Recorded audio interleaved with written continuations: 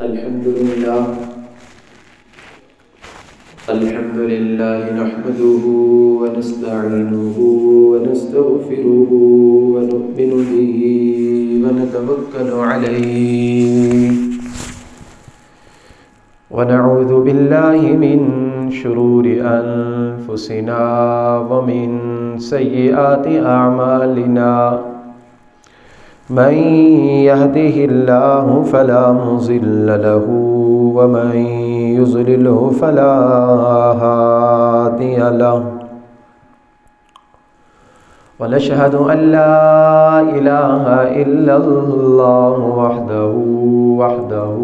وحده لا شريك له ونشهد أن سيدنا ومولانا محمدا عبده ورسوله أما بعد أعوذ بالله من الشيطان الرجيم بسم الله الرحمن الرحيم والذي جاء بالصدق وصدق به أولئك هم المتقون وقال النبي صلى الله تعالى عليه وسلم مروا أبا بكر فليصل بالناس أو كما قال صلى الله تعالى عليه وسلم صدق الله وصدق رسوله النبي الأمي الكريم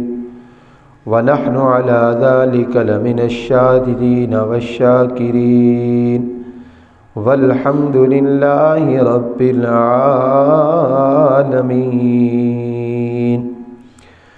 نبی پہ کر دیا تن من فدا صدیق اکبر نے، نبی پہ کر دیا تن من فدا صدیق اکبر نے، ادا حق جانثاری کا کیا صدیق اکبر نے، جہاں راہ خدا میں خرچ کرنے کا محل آیا،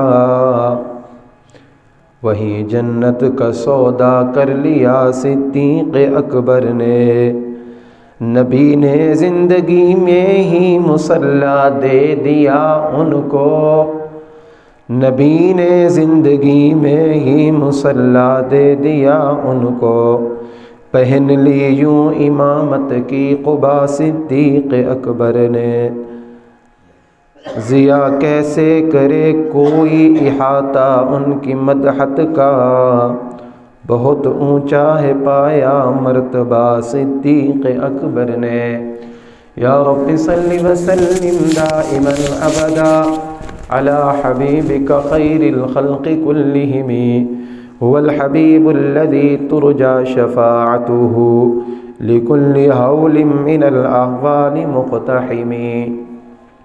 درود شریف پر اللهم صل على محمد وعلى آل محمد كما صليت على إبراهيم وعلى آل إبراهيم إنك حميد مجيد، اللهم بارك على محمد وعلى آل محمد كما باركت على إبراهيم وعلى آل إبراهيم إنك حميد مجيد۔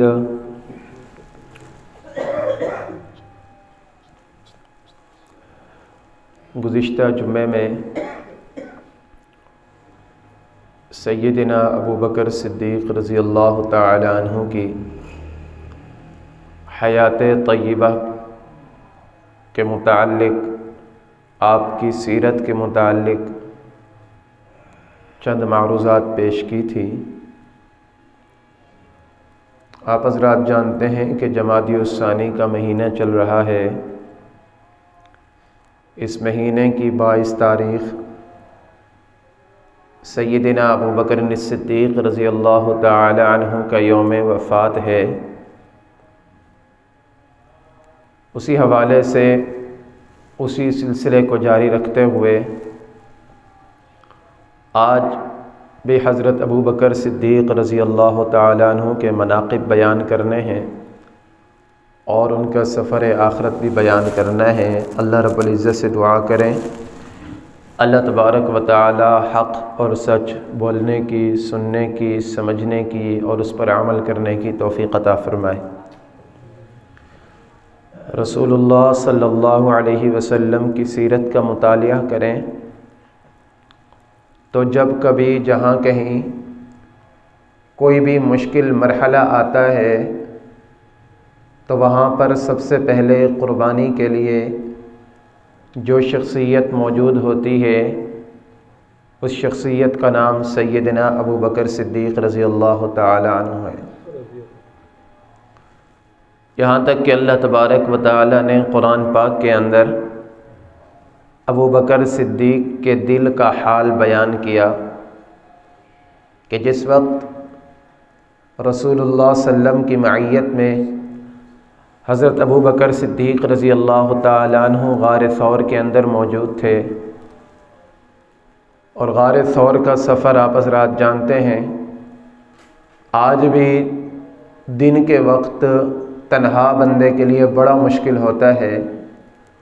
اندازہ لگائیں کہ 5.5 کلومیٹر کی اونچائی اور اس کے اوپر اپنے کندھوں کے اوپر اٹھا کر رسول اللہ صلی اللہ علیہ وسلم کو حضرت ابو بکر صدیق رات کے اندھیرے میں کس طرح گئے ہوں گے۔ بہت مشکل ہے اس بات کو سمجھنا، اور یہ وہ سمجھ سکتا ہے کہ جس کے دل کے اندر عشق کی چنگاری جل رہی ہو۔ غار کے پاس پہنچے، حضور علیہ السلام اندر داخل ہونے لگے تو حضرت ابو بکر صدیق نے عرض کی یا رسول اللہ آپ نہ جائیں پہلے، کیونکہ اگر آپ پہلے چلے گئے اندر کوئی چیز ہوئی آپ کو نقصان پہنچا دیا تو پیچھے تو کچھ بھی نہیں بچے گا، ساری خیریں آپ کے ساتھ ہیں۔ میں پہلے جانا چاہتا ہوں اور میں چاہتا ہوں کہ جو چیز بھی نقصان پہنچانا چاہے پہلے مجھے نقصان پہنچائے پھر آپ تک پہنچے۔ مورخین نے لکھا ہے کہ سفر ہجرت میں جب چل رہے تھے تو حضور علیہ السلام کے معیت میں تھے، کبھی ابو بکر صدیق پیچھے آ جاتے، کبھی دائیں آ جاتے، کبھی بائیں آ جاتے، کبھی سامنے آ جاتے۔ حضور علیہ السلام نے پوچھا ابو بکر کیا بات ہے، آپ کبھی آگے کبھی پیچھے کبھی دائیں کبھی بائیں چلتے ہیں، ماجرا کیا ہے؟ عرض کی یا رسول اللہ صلی اللہ علیہ وسلم آپ کے ساتھ تو ہوں، لیکن جب دل کے اندر خیال آتا ہے کہ کہیں دشمن آپ کے اوپر پیچھے سے حملہ نہ کرے تو میں پیچھے آ جاتا ہوں کہ وہ حملہ میرے اوپر ہو جائے۔ جب کبھی خیال آتا ہے دائیں سے آئے گا دشمن تو دائیں آ جاتا ہوں، جب خیال آتا ہے بائیں سے آئے گا دشمن تو بائیں آ جاتا ہوں، جب کبھی دل کے اندر آتا ہے کہ شاید سامنے سے دشمن آ جائے تو سامنے آ جاتا ہوں۔ میرے دل کی تمنا یہ ہے کہ آپ کے اوپر جو بھی وار ہو اس کا مقابلہ کرنے والا، اس کا سامنے کرنے والا ابو بکر صدیق ہو۔ دونوں تھکے ہوئے غار کے اندر پہنچے ہیں۔ ابو بکر صدیق رضی اللہ تعالیٰ عنہ نے اپنی پگڑی اتاری، اس کو ٹکڑے ٹکڑے کر کے غار کے سوراخ سارے بند کیے، ایک سوراخ رہ گیا، اس کے اوپر اپنا انگوٹھا رکھا کہ حضور کو تکلیف نہ ہو، اور کہنے لگے کہ یا رسول اللہ آ جائیے، آپ آرام فرمائیے، آپ تھک گئے ہوں گے۔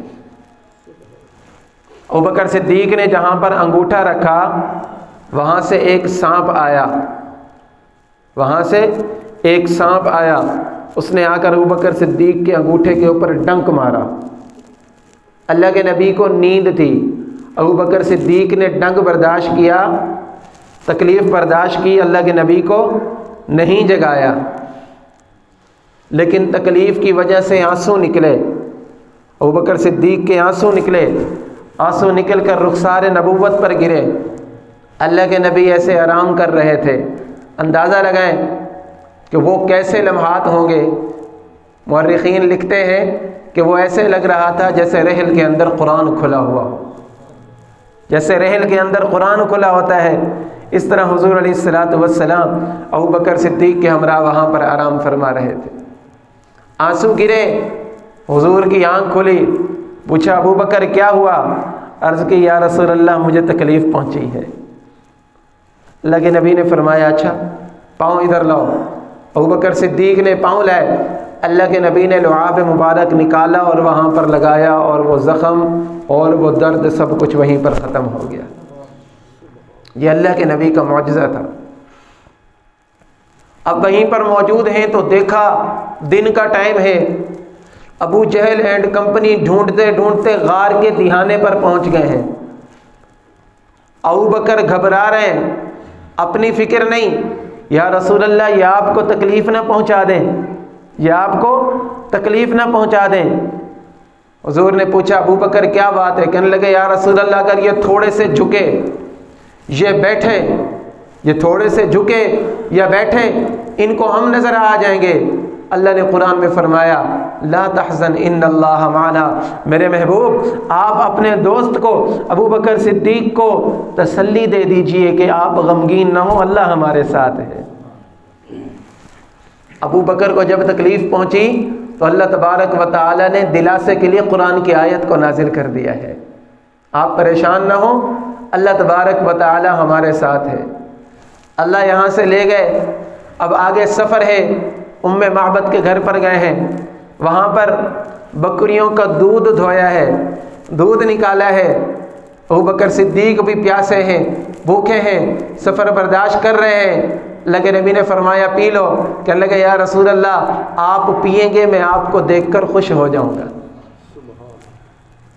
آپ کی راحت مجھے خوشی پہنچاتی ہے۔ اسی طرح سفر ہجرت کے اندر ایک اور جگہ کے اوپر آرام کیا، وہاں پر ایک لڑکا بکریاں چرا رہا تھا، اس سے اجازت مانگی اور دودھ لے آئے۔ اللہ کے نبی آرام فرما رہے تھے، اللہ کے نبی جب اٹھے ہیں تو ٹھنڈا دودھ اللہ کے نبی کی خدمت میں پیش کیا۔ اللہ کے نبی نے فرمایا ابو بکر تم پی لو۔ کہنے لگے یا رسول اللہ آپ پئیں گے مجھے راحت پہنچے گی۔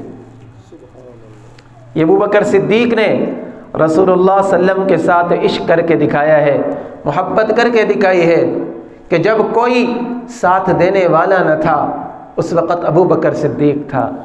جب کسی نے کلمہ نہیں پڑھا تھا پہلے نمبر پر جس نے کلمہ پڑھا ہے وہ ابو بکر صدیق تھا۔ سب سے پہلے جو صحابی بنا ہے وہ ابو بکر صدیق تھا۔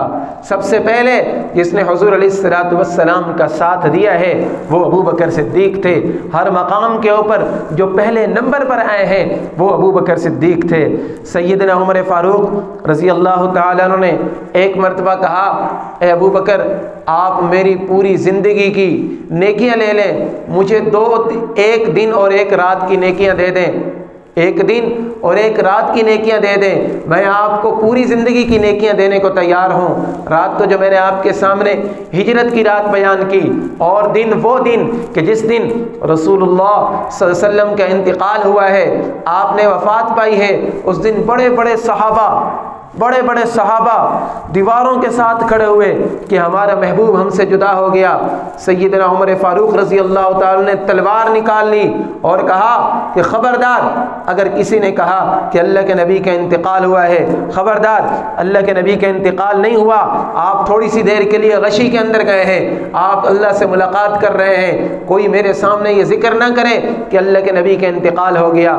سیدنا ابو بکر صدیق رضی اللہ تعالیٰ عنہ آپ اس وقت آئے ہیں، آپ نے عمر سے تلوار لی ہے، اس کو بٹھایا ہے اور اس کے سامنے قرآن کی آیت پڑھی وَمَا مُحَمَّدٌ إِلَّا رَسُولٌ قَدْ خَلَتْ مِنْ قَبْلِهِ الرُّسُلُ أَفَإِن مَّاتَ أَوْ قُتِلَ انقلبتم على أعقابكم ومن ينقلب على عقبيه فلن يضر الله شيئا وسيجزي الله الشاكرين۔ یہ محمد صلی اللہ علیہ وسلم اللہ کے رسول ہیں، ان سے پہلے بہت سارے رسول گزر چکے، اگر ان کے اوپر موت آ گئی یا ان کو شہید کر دیا گیا تم اپنی ایڑیوں کے اوپر پھر جاؤ گے، اپنے مذہب کو چھوڑ دو گے، اسلام کو چھوڑ دو گے؟ ابو بکر صدیق نے کہا یاد رکھو جو محمد کی عبادت کیا کرتے تھے وہ اللہ کے پاس چلے گئے، وہ اللہ کے پاس چلے گئے جو اللہ کی عبادت کیا کرتے تھے۔ یاد رکھو اللہ زندہ ہے، اللہ قائم ہے، اللہ ہمیشہ رہنے والا ہے۔ حضرت عمر فاروق نے فرمایا کہ جب ابو بکر صدیق نے یہ آیتیں پڑھی ہمارے ذہن کے اندر ہی نہیں تھا، ہمیں ایسے پتہ چل رہا تھا کہ قرآن کی آیتیں اب نازل ہو رہی ہیں، کہ اتنا بڑا صدمہ، اس صدمے کے وقت امت کو جس نے تھاما ہے وہ ابو بکر صدیق رضی اللہ تعالیٰ، کہا کہ اس دن آپ نے امت کی رہنمائی کی، اگر آپ رہنمائی نہ کرتے امت کہاں چلی جاتی۔ ابو بکر صدیق رضی اللہ تعالیٰ عنہ کو رسول اللہ صلی اللہ علیہ وسلم نے اپنی زندگی کے اندر کئی مرتبہ مصلی کے اوپر کھڑا کیا ہے، اس لیے حضور علیہ الصلوۃ والسلام کے بعد خلافت جس شخصیت کو ملی، جن کو خلیفہ رسول کا لقب ملا، وہ امیر المؤمنین سیدنا ابو بکر الصدیق رضی اللہ تعالیٰ عنہ ہے۔ آپ جب امیر المؤمنین بن گئے تو اس سے پہلے آپ کی روٹین تھی کہ مدینہ کی کچھ یتیم لڑکیاں، شہداء کی بچیاں، ان کو بکریوں کا دودھ نکالنا نہیں آتا تھا، وہ دودھ نکلوانے کے لیے ابو بکر صدیق کے پاس آیا کرتی تھی، آپ ان کو دودھ نکال کر دیا کرتے تھے۔ جب آپ امیر المؤمنین بنے تو وہ بچیاں چند دن نہ آئی، پوچھا گیا کیا وجہ ہے، وہ بچیاں کیوں نہیں آ رہی، کہنے لگے ابھی تو آپ خلیفۃ المسلمین ہیں، آپ تو بڑے بادشاہ بن گئے ہیں، آپ ہمارے لیے کیسے کام کریں گے۔ ابو بکر صدیق رضی اللہ عنہ نے فرمایا نہیں، یتیم بچیاں مدینے کی، جیسے میں پہلے تمہارے لیے کام کیا کرتا تھا اب بھی تمہارے لیے کام کروں گا۔ حضرت عمر فاروق رضی اللہ تعالیٰ نے دیکھا کہ خلافت کے دوسرے تیسرے دن آپ اپنے کپڑے کا کاروبار کیا کرتے تھے، آپ اپنا سامان لے کر مدینہ کے بازار میں جا رہے ہیں، مدینہ کے بازار کی طرف جا رہے ہیں۔ عمر فاروق نے پوچھا امیر المؤمنین آپ کہاں جا رہے ہیں، آپ کے اوپر اتنی بڑی ذمہ داری۔ ابو بکر نے فرمایا کہ بھائی میرے بھی بال بچے ہیں، میں نے ان کے لیے کمانا ہے، ان کے لیے مزدوری کروں گا، ان کے لیے کما کر لاؤں گا، ان کو کھلاؤں گا۔ تو عمر فاروق رضی اللہ عنہ نے فرمایا کہ بیت المال سے آپ کے لیے وظیفہ مقرر کر دیتے ہیں۔ اور کتنا وظیفہ مقرر کیا جائے، کتنا وظیفہ مقرر کیا جائے، فرمایا کہ مدینہ کا جو عام مزدور اس کو جو دہاڑی ملتی ہے نا، جو مزدوری ملتی ہے، وہ امیر المؤمنین کا وظیفہ مقرر کیا جائے۔ لوگوں نے کہا کہ امیر المؤمنین آپ کا گزارا تو نہیں ہوگا، آپ کا گزارا کیسے ہوگا؟ فرمایا اگر خلیفہ کا وظیفہ بڑھانا چاہتے ہو تو مزدور کی مزدوری بھی بڑھا دو، اگر میرا گزارا نہیں ہو سکتا تو مزدور کا گزارا بھی اس کی دہاڑی کے اندر، اس کی مزدوری کے اندر نہیں ہو سکتا۔ یہ حضور علیہ الصلوۃ والسلام کے خلیفہ امیر المؤمنین سیدنا ابو بکر صدیق رضی اللہ تعالیٰ عنہ کے الفاظ ہیں۔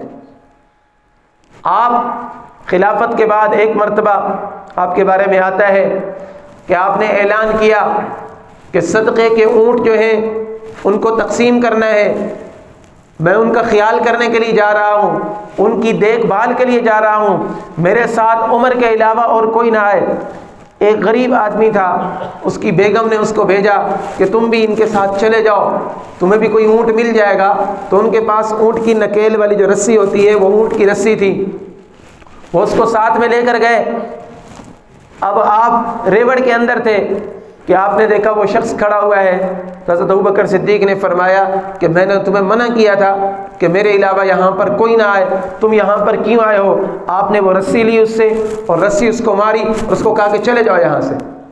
اب جب وہ چلے گئے تو بعد میں دل کے اندر کچھ ہوا، اس کو بلایا، حضرت عمر فاروق بھی ساتھ میں ہیں، کہنے لگے کہ یار میں نے آپ کے اوپر زیادتی کی ہے، یہ رسی آپ لے لیں اور آپ مجھے مار دیں، مجھ سے بدلہ لے لیں، قیامت کے دن میں اللہ کو جواب کیسے دوں گا؟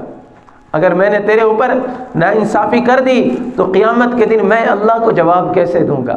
یہ کون ابو بکر صدیق ہیں جس کو اللہ کے نبی نے خود فرمایا ہے، کیا فرمایا ہے؟ ابو بکر آپ کا ٹھکانہ جنت کے اندر ہے، اور فرمایا کہ میرا وہ امتی جس کو جنت کے 8 دروازے پکار کر بلائیں گے کہ آپ میری طرف سے اندر آ جائیں، آپ میری طرف سے اندر آ جائیں، جس کو جنت کے 8 دروازے پکاریں گے وہ سیدنا ابو بکر صدیق رضی اللہ تعالی۔ لیکن آخرت کا کیا خوف تھا کہ اس شخص کو بلایا، مجھ سے بدلہ لے لو۔ حضرت عمر فاروق رضی اللہ عنہ نے فرمایا کہ آپ اگر اس طرح کریں گے، ہر بندے کو اجازت دیں گے، تو آپ کا رعب عوام کے اوپر قائم نہیں رہے گا۔ عمر فاروق کو فرمایا عمر عمر مجھے اللہ تبارک و تعالیٰ سے ڈر لگتا ہے، کل قیامت کے دن اگر یہ کھڑا ہو گیا، اس نے میرا گریبان پکڑ لیا کہ امیر المؤمنین میرا جرم کیا تھا، آپ نے میرے اوپر یہ ظلم کیوں کیا تھا، آپ نے مجھے یہ رسی کیوں ماری تھی، تو میں اللہ کو کیا جواب دوں گا؟ میرے بھائیوں، یہ صحابہ اکرام کے واقعات ہیں، یہ ابوبکر صدیق رضی اللہ تعالیٰ عنہ کی زندگی ہے کہ جن کو اللہ کے نبی نے خود خوشخبری دی ہے، جن کے بارے میں مبشرات ہیں۔ آج ہم اپنی زندگی کو دیکھیں، ہم کتنے لوگوں کے اوپر کتنا ظلم کرتے ہیں، ہم نے کس کس کا حق دبایا ہوا ہے، ہم نے کس کس کے اوپر ظلم کیا ہوا ہے۔ کیا ہم نے کبھی سوچا کہ ہم نے بھی اللہ تبارک و تعالیٰ کے سامنے پیش ہونا ہے، ہم نے بھی اللہ تعالیٰ کو جواب دینا ہے، ہمیں سے بھی اللہ تبارک و تعالیٰ پوچھیں گے کہ میرا بندہ تو دنیا کے اندر کیوں ظلم کر کے آیا تھا؟ حضرات صحابہ کرام رضوان اللہ علیہم اجمعین کی آخرت کے اوپر زندگی، آخرت کے اوپر نظر ہوا کرتی تھی کہ جو بھی کام کرتے تھے دیکھتے تھے کہیں اس کے اندر اللہ اور اللہ کے رسول کی نافرمانی نہ ہو رہی۔ صحابہ کرام فرماتے ہیں ابوبکر صدیق رضی اللہ تعالیٰ عنہ قرآن کی سب سے زیادہ تفسیر جاننے والے تھے۔ قرآن کی آیت نازل ہوئی اذا جاء نصر اللہ والفتح ورأيت الناس يدخلون في دين الله أفواجا فسبح بحمد ربك واستغفر إنه كان توابا۔ صحابہ کرام خوش ہو گئے کہ اللہ تبارک و تعالیٰ نے فتح کے دروازے کھول دیے، نصرت کے دروازے کھول دیے، لوگ دین کے اندر فوج در فوج، جوق در جوق داخل ہو رہے ہیں۔ ابوبکر صدیق کو دیکھا پریشان بیٹھے ہیں، اداس بیٹھے ہیں۔ لوگوں نے پوچھا امیر المؤمنین، ابوبکر صدیق رضی اللہ عنہ سے پوچھا کہ حضرت آپ کیوں پریشان ہیں؟ یہاں پر تو اللہ خوشخبریاں دے رہے۔ کہنے لگے کہ آپ نے آخری آیت کے اندر غور نہیں کیا۔ اللہ تبارک و تعالیٰ فرما رہے کہ میرے محبوب میری طرف آنے کی تیاری کر لو۔ اس آیت کے اندر اللہ تبارک و تعالیٰ نے حضور علیہ الصلوۃ والسلام کو اشارہ دے دیا ہے کہ ان قریب آپ کی ہمارے ساتھ ملاقات ہونے والی۔ حضرت ابوبکر صدیق رضی اللہ تعالیٰ عنہ کی عمر مبارک، نبی کریم صلی اللہ علیہ وسلم نے جب وصال فرمایا تو آپ کی عمر مبارک 63 سال تھی۔ جب ابوبکر صدیق رضی اللہ تعالیٰ عنہ کا انتقال ہوا ہے تو ان کی عمر مبارک بھی 63 سال تھی۔ ابوبکر صدیق حضور علیہ الصلوۃ والسلام کہ جب مرض وفات شروع ہوا ہے، آپ جب بیمار ہوئے ہیں تو آپ کے سر مبارک کے اندر درد ہوا اور شدید بخار آپ کو ہوا اور 2 ہفتے تک آپ علیل رہے ہیں۔ اسی طرح ابوبکر صدیق رضی اللہ تعالیٰ عنہ جب آپ کا مرض وفات شروع ہوا ہے تو 2 ہفتے پہلے شروع ہوا ہے اور یہی کیفیت تھی کہ آپ کے بھی سر میں درد رہتا تھا اور شدید بخار آپ کو ہوا کرتا تھا۔ حضور علیہ الصلوۃ والسلام نے جب غزوہ خیبر کو فتح کیا ہے تو وہاں پر یہودی سازشوں نے حضور علیہ الصلوۃ والسلام کے لیے کھانا بنایا، بھنی ہوئی بکری لے کر آئے اور اس کے اوپر زہر چھڑک دیا۔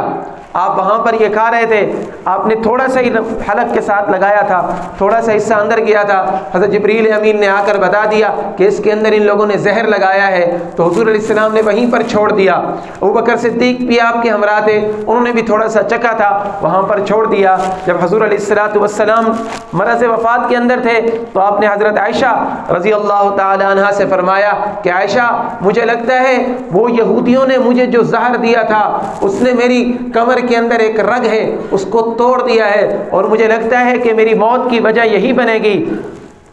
حضرت ابوبکر صدیق رضی اللہ تعالیٰ عنہ جب ان کا مرض وفات شروع ہوا ہے اور آپ جب آخری ایام میں تھے تو آپ نے بھی یہی کہا کہ مجھے لگتا ہے مجھے وہ جو زہر دیا گیا تھا، جو حضور علیہ الصلوۃ والسلام کے ساتھ میں نے وہ گوشت کھایا تھا اور اس کے اندر جو حضور علیہ الصلوۃ والسلام پر اثر ہوا تھا، مجھے لگتا ہے میرے اوپر بھی وہی اثر ہو رہا ہے۔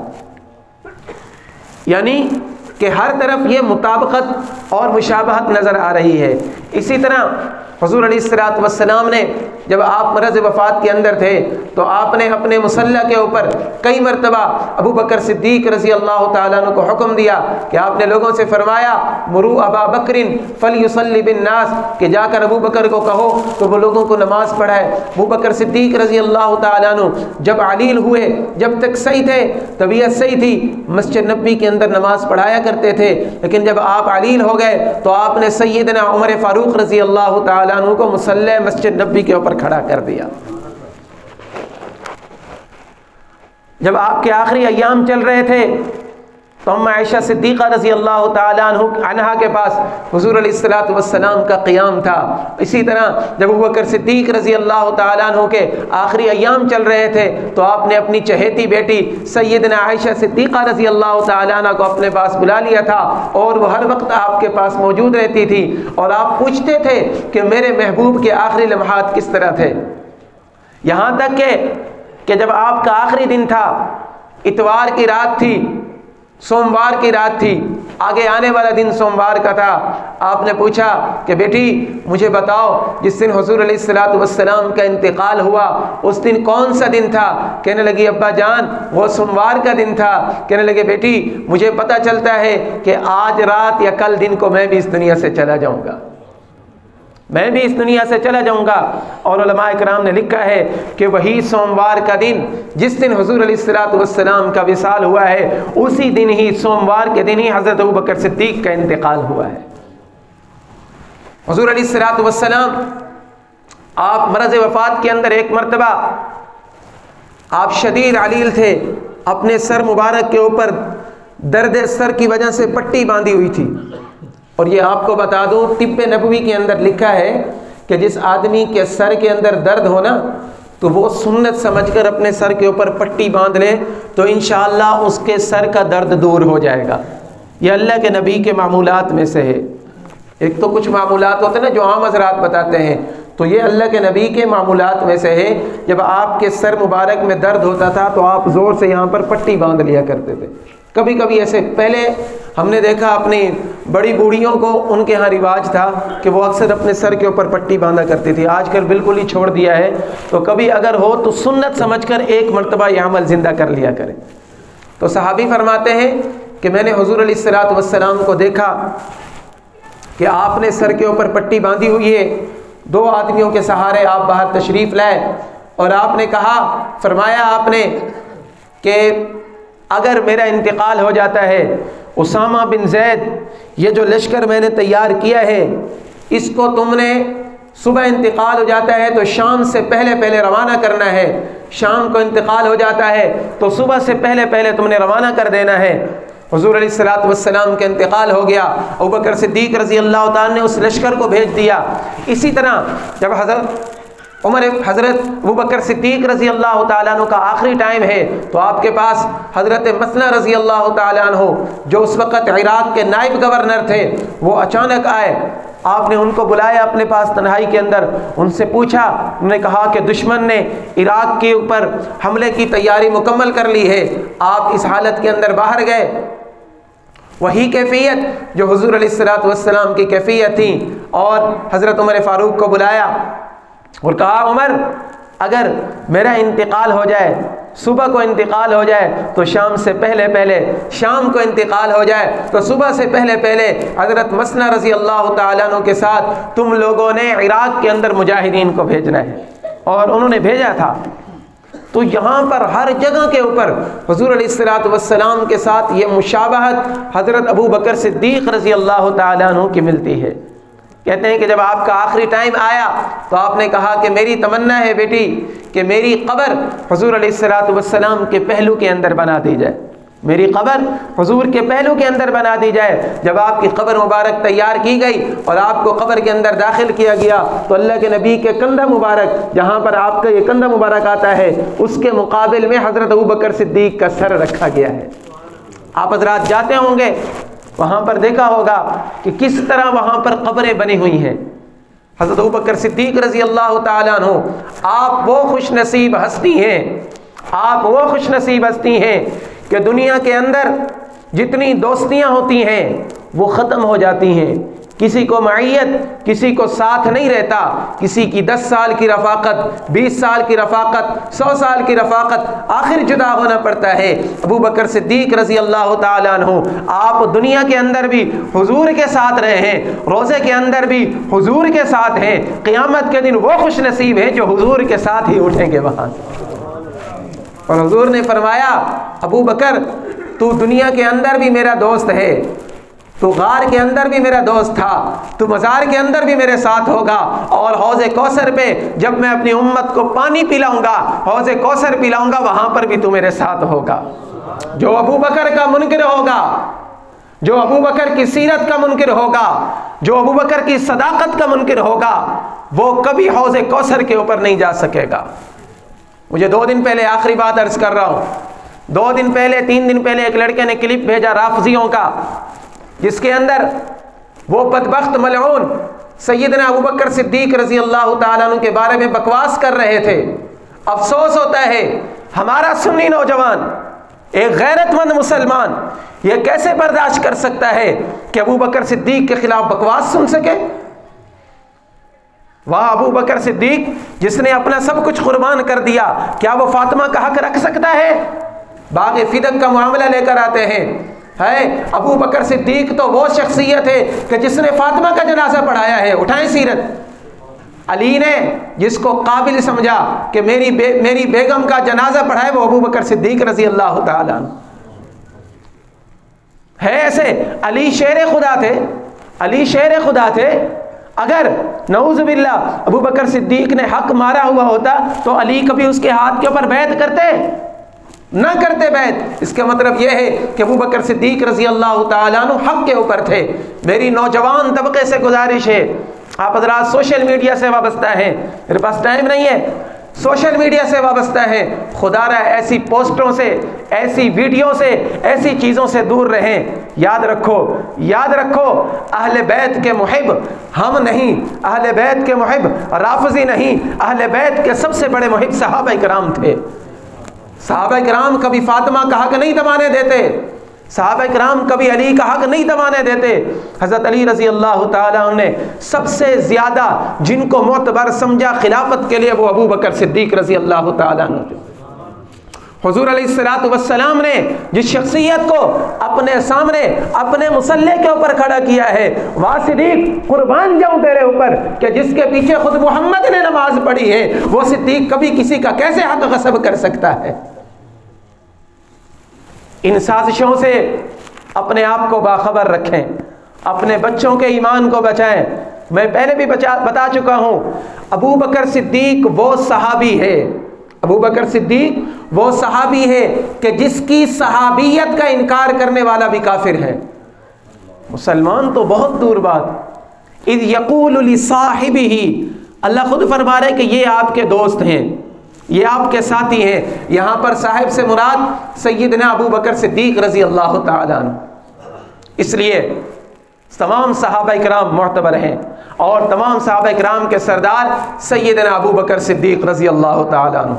ان کی سیرت کے یہ جو واقعات میں نے پیش کیے ہیں، ان کی زندگی کے جو واقعات پیش کیے ہیں، ان کے پیش کرنے کا مقصد یہی ہوتا ہے کہ ہم سیرت صدیقی کو اپنے سینے کے ساتھ لگائیں، اپنے بچوں کو یہ واقعات سنائیں، صحابہ کرام کی سیرت سے باخبر رکھیں، تاکہ ہمارے بچوں کے دلوں کے اندر صحابہ کرام کے ساتھ محبت پیدا ہو۔ میرے عزیزوں، اگر ہمارے دلوں کے اندر صحابہ کی محبت نہیں ہوگی، ہمارے بچوں کے دلوں کے اندر صحابہ کی محبت نہیں ہوگی، تو وہ وقت دور نہیں ہے کہ جب ہمارے ایمان کے اوپر ڈاکہ ڈال دیا جائے گا۔ اللہ رب العزت سے دعا ہے جو معروضات پیش کی، اللہ تعالی عمل کی توفیق عطا فرمائے۔ وآخر دعوانا ان الحمد للہ رب العالمین۔